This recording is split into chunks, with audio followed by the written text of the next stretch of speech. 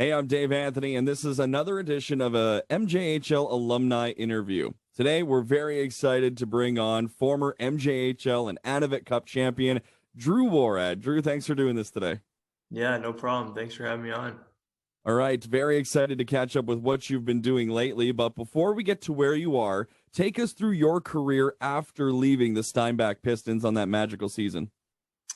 Yeah, I mean, like you said, it started with that great season there, winning the Turnbull and the Anavet and going to the RBC. That was awesome. And then after that, yeah, I went to Western Michigan to play in the NCHC there, and that was just an awesome experience.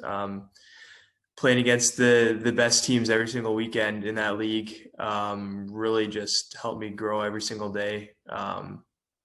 Having quality players to play against, but also to practice with every single day was just a huge blessing to grow and develop in my game, and was able to just kind of grow each year, get a little bit better throughout my 4 years, and had a solid senior season.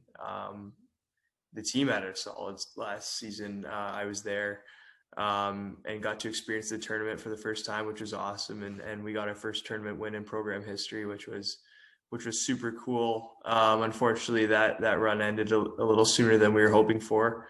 But the positive from that was I was able to sign with Grand Rapids and finish the season there, which was awesome. And I mean, was a 50-minute drive from where I went to school. So that was kind of convenient too. And just had a great experience there. So yeah, then was fortunate enough to train with Detroit all summer at the rink at Little Caesars there. They brought me in and trained me all summer, which was just a huge opportunity to be with their staff and those players all summer. And back in Grand Rapids now, just grinding away. And yeah, no, it's been great. It's been a pretty cool ride. Yeah, that's so awesome. Before we get into what it's been like, training and working with NHL professionals and now your time in the AHL, let's go back to that wonderful season 2017-18, and let's go back to the summer and just take us through what you were kind of going through mentally that summer before getting traded to the Manitoba Junior Hockey League. Yeah, definitely before I got to Steinbach, it was a down part of my life. Not just my hockey career, but my life. And just had a frustrating 19-year-old season. Had been decommitted by two different schools for different reasons, and was looking into playing youth sports or just not playing at all. I was just trying to get my life going because I felt like I was kind of putting my life on hold, and hockey didn't seem to be my future at that point. So I applied to a couple Canadian colleges and was kind of looking into how that would work. And then one day got a call from Coach Paul Dick asking if I'd be interested in a trade. And talked to a lot of people who are big influences in my life, and they suggested that I give it one last shot for my 20-year-old season. And so I decided to do it and went out to Steinbach, and obviously that ended up being the best decision that I could have ever made. It wasn't a decision I made. There's a lot of things that went into that, so it's not like I can take credit for anything. But that year kind of revitalized my career and kind of got me back on the right path. And yeah, I couldn't be more thankful for that. You tore it up that year in the Manitoba Junior Hockey League, 75 points in 47 games.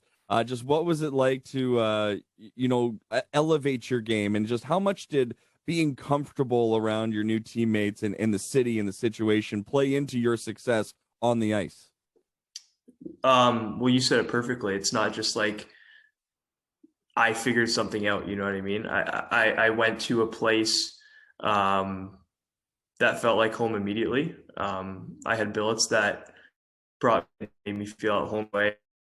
A teammate that welcomed me right in and made me feel at home right away. I had a coach that brought me in and just made me feel comfortable right off the hop and put me in a position to succeed. And then once we hit the ice, I had fantastic teammates. I mean, that's the best way to put it. I had just so much around me that was able to work into team success, but obviously that filtered into individual success. And I was super fortunate for that. But yeah, no, I mean, you said the best, Dave. Like it was really just, there's so much around that played into an elevation in my on ice performance.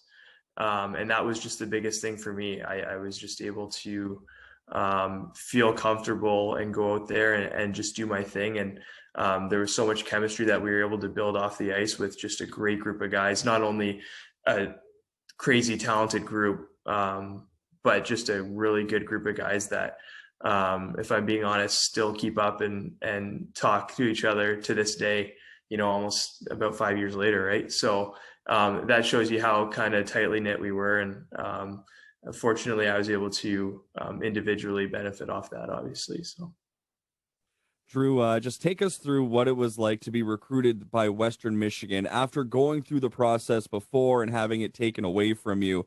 What was your mentality like, going through it again, and what made Western Michigan special and different? Yeah.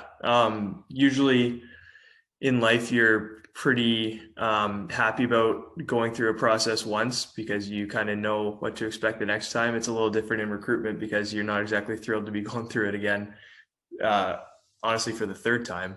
But as much as I didn't want to be going through that process again, it was another shot to move on. And so I was given an opportunity to go through it and get some looks. And obviously I had some experience in knowing the right questions to ask and stuff like that. And kind of got into December and was in contact with Western Michigan a little bit, and had assistant coach Dave Shayak come out and visit and talk to me a little bit, and watched a practice first, actually. And that was terrifying. I'd never, you kind of get used to playing in front of scouts and coaches in games and you just do your thing. But it was so different in a practice because I just didn't know what he was looking for. Like, I'm going through a drill. I'm like, if I miss the net, I'm like, shoot, like what? There it goes. Like, so that was really interesting. But he stuck around and watched some games. And then in the showcase, head coach Andy Murray came in and watched and was happy with the way I played. And they gave me an offer after that weekend. And I mean, that was a huge blessing. The first time I went through recruiting, I hadn't got a spam email even from an NCHC school. And going through the process the first time, I didn't know much about the conferences, and this time around, I did know a little bit. And so knowing the track record of Andy Murray, as well as the conference, and not just the conference, but the success that Western Michigan has had and the teams that they get to play against every weekend, it was just a really good opportunity and a great place for me to go. It was a little bit of a no-brainer.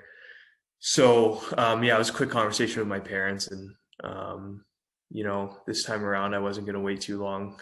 I was going to jump on an opportunity as soon as it came, and fortunately it was a really great offer and a really great opportunity, and a place that I was super fortunate to be able to go and spend 4 years at. Drew, before we get back to on the ice with yourself, I want to talk a little bit about the showcase that you just mentioned being a part of. The Manitoba Junior Hockey League is really investing in opportunities for players to be noticed and get opportunities like you did. Just speak to what it means to players like yourself to be able to be in a league that really cares about player advancement and is dedicated, to supporting and giving players the best opportunity to move forward.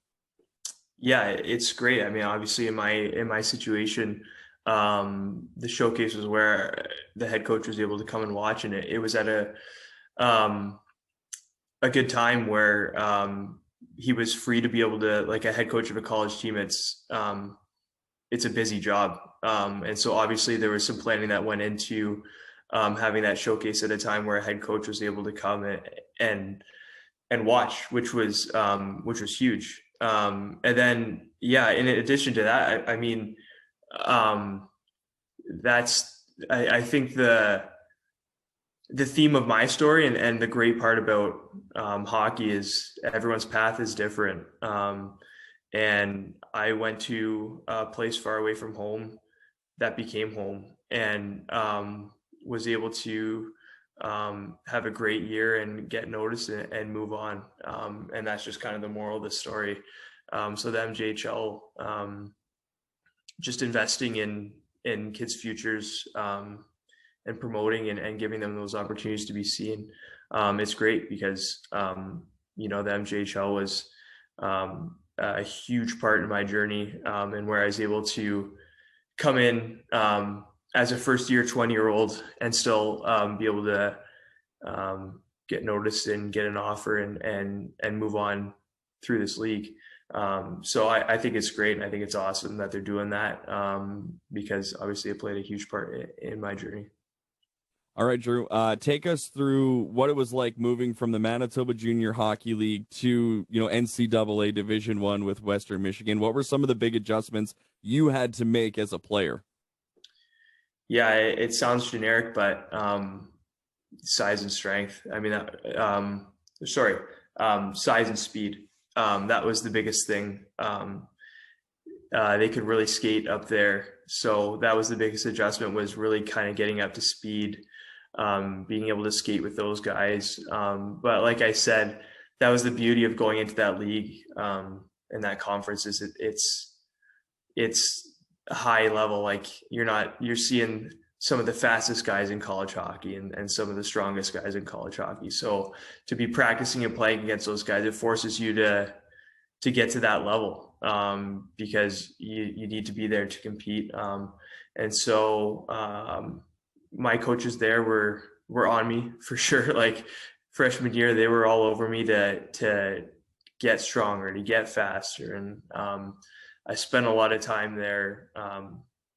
Every summer I would go home for a couple of weeks right after the season, and they would suggest that I come back and spend the whole summer there. And I did, and I worked, and they really invested in me as a player. And I was able to really grow and develop and kind of get up to that size and speed that I needed to get to in order to compete.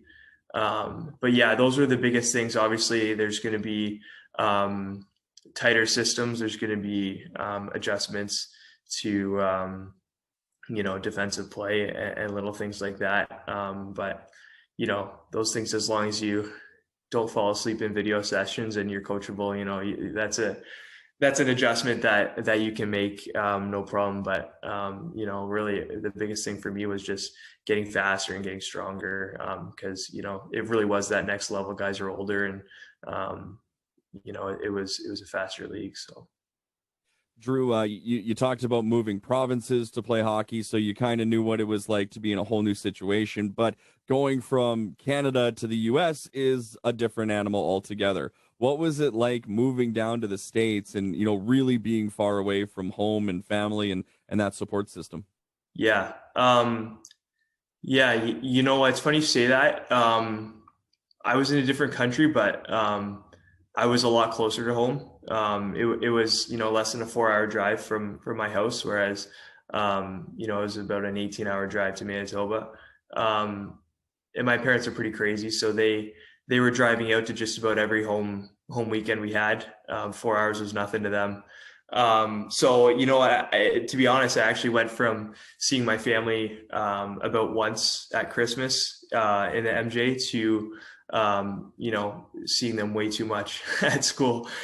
So that was a blessing. Honestly, being able to have that support system close is great. I have an amazing family, parents and siblings who are just very, very supportive and have kind of just walked with me through this journey. As far as moving countries, yeah, no, they have better food down there, I would say. So that was a little better. And I turned into more of an NFL fan. Just, you get Sundays off in college. That's your one day off. So a lot of marinating on the couch and watching football all day. Unfortunately turned me into a Lions fan. So that's where I'm at now. But yeah, all the teams to pick, that's the one you fell in love with, eh? I'm in deep, man. There it is. So,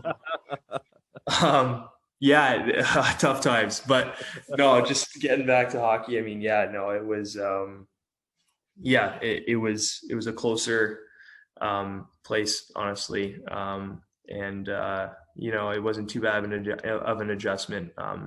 They do a good job of getting you connected, and the guys, welcome me right in. So I was able to feel, like home fairly quickly. Drew, take us on the ice for that rookie season at Western. I mean, it's a different speed. It's a different game. You're in NCAA Division I. Do you remember your first goal in that Western Michigan jersey? I do. Yeah. I actually got in trouble for celebrating that goal because it was we were beating Ferris State 5-1, and I scored with, I don't know, I think it was less than 5 minutes left in the game to make it 6-1. And it's not like I ripped down the ice and started shooting a bow and stuff. Like I just kind of, I really just kind of, it was like a relief celebration. Like, there it is. There's the first one. And then in the video session next week, they showed the goal, and Coach Murray was on me for, he said, we don't do that here. We don't celebrate when we're up 6 goals. And I got what he was trying to say for sure, but it was my first and I couldn't really help it. But yeah, the season as a whole was tough. Like, it was a tough adjustment. I had to battle for a spot day in and day out. Fortunately, I was able to put myself in a position to make the starting lineup night one, which was not something that I think they were expecting out of me coming in to the season. So that was a huge bonus, and was able to play a lot. I kind of fell into a 13th forward. You were allowed to ice 21 players. So if we were sometimes able to put 13 forwards out there.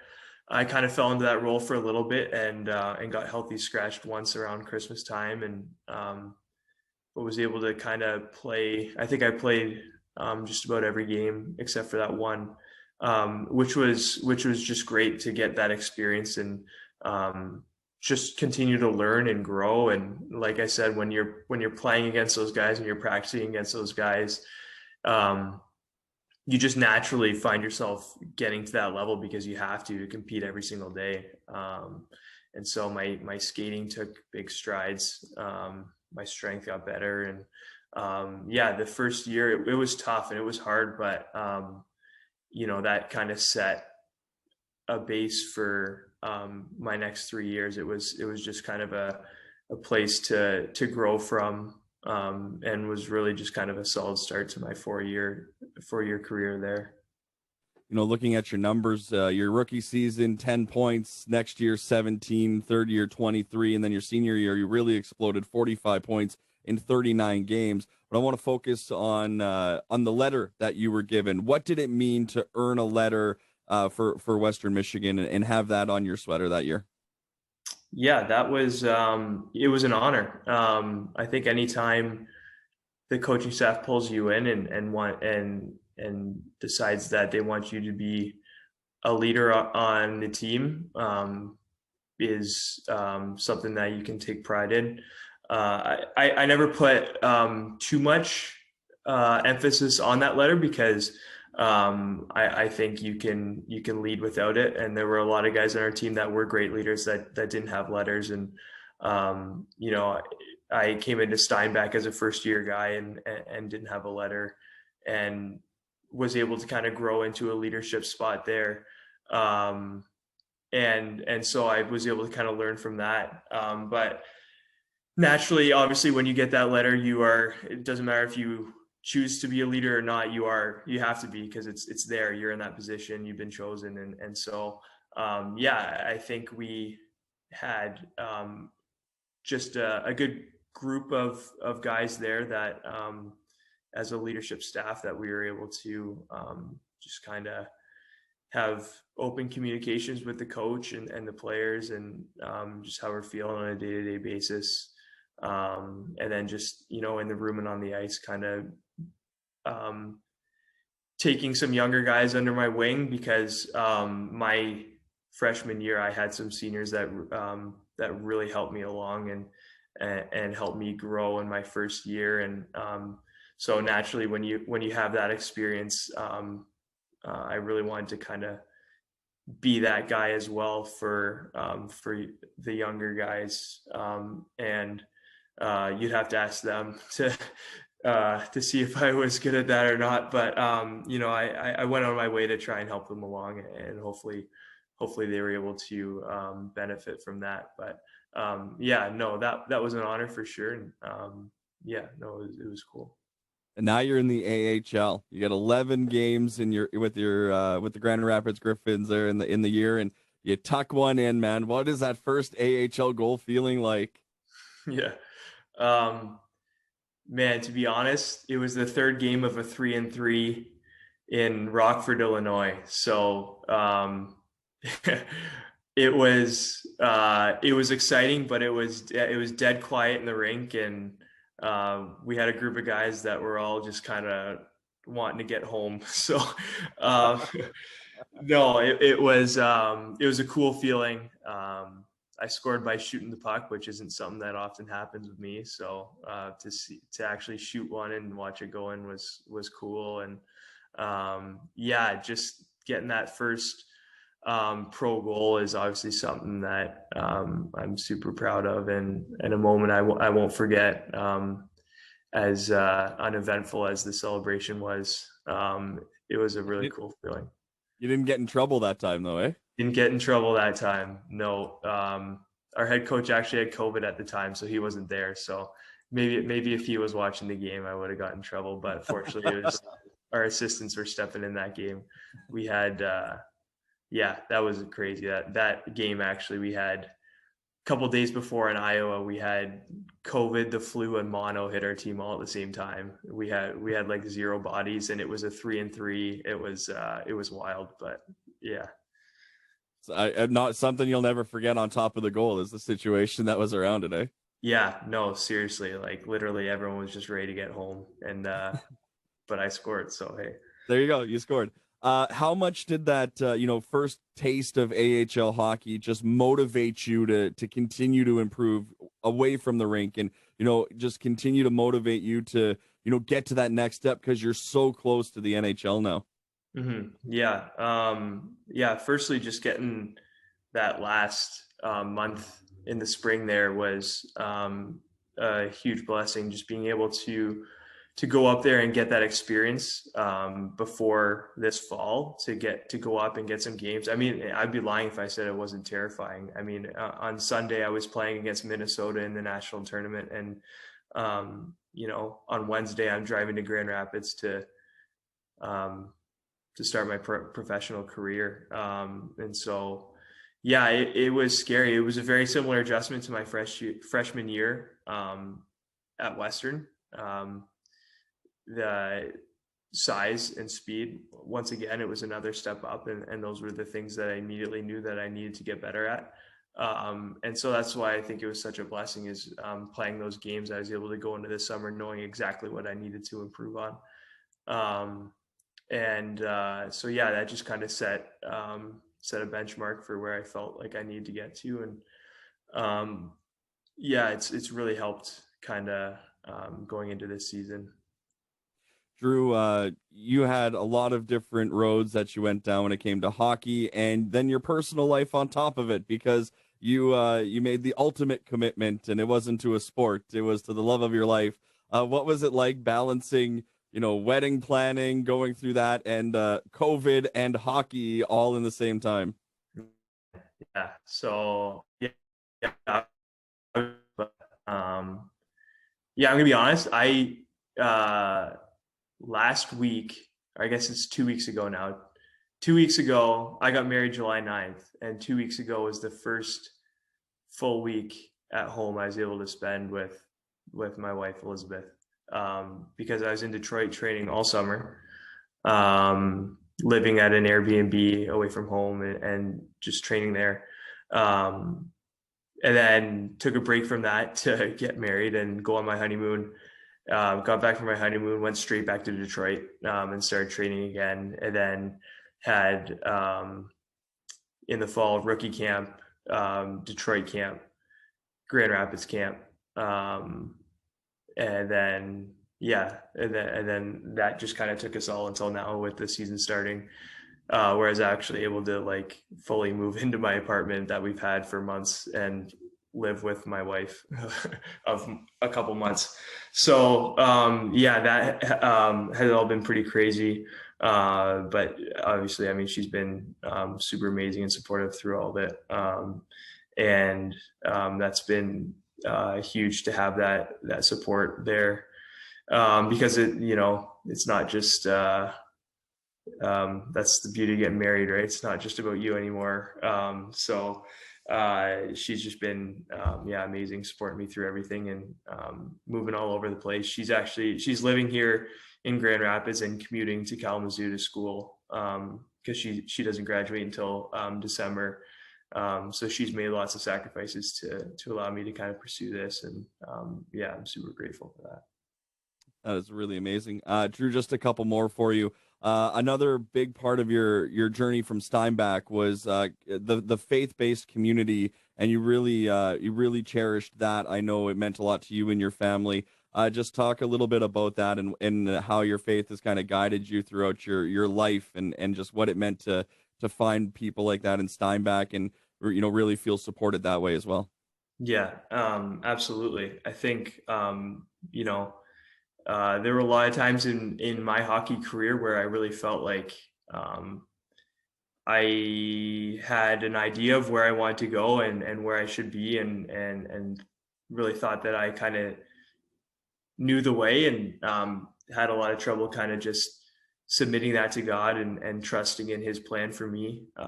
And it's just so evident now that he had planned for me to be in Steinbach all along, and that was an opportunity for me to go and grow in my hockey career, but also in my faith, there with all those supporting people around me. Having my billets, the Penners, just help me and encourage me, through hockey and faith, because Jamie and Jeff were great hockey players and still are, and it was super cool to have that. But then also two guys that love the Lord, and were able to just kind of challenge me and support me in my faith while I was there. And that gave me a solid foundation when I was going into school.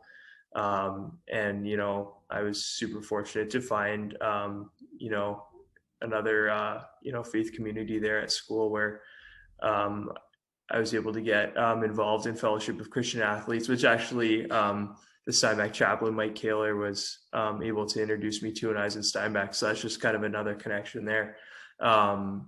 And Fellowship of Christian Athletes was where I met my wife. So to be able to have that was huge. And I still battle this day trying to. I feel like I know what's best, and I try and decide. I have my own vision of where I should be. But I just gotta submit to God and to His plan. And my favorite verse is Proverbs 3 verse 5 and 6, and I always have to remind myself, It's trust in the Lord with all your heart and lean not on your own understanding. In all your ways, submit to him and he will make your paths straight. And that's something that I have to keep reminding myself of, because I try and do things, on my own a lot. So, my hockey career has been a huge example of just kind of the Lord's plan for my life. So. Last two for you, Drew. You talked really early on in this conversation. You've been very open about it.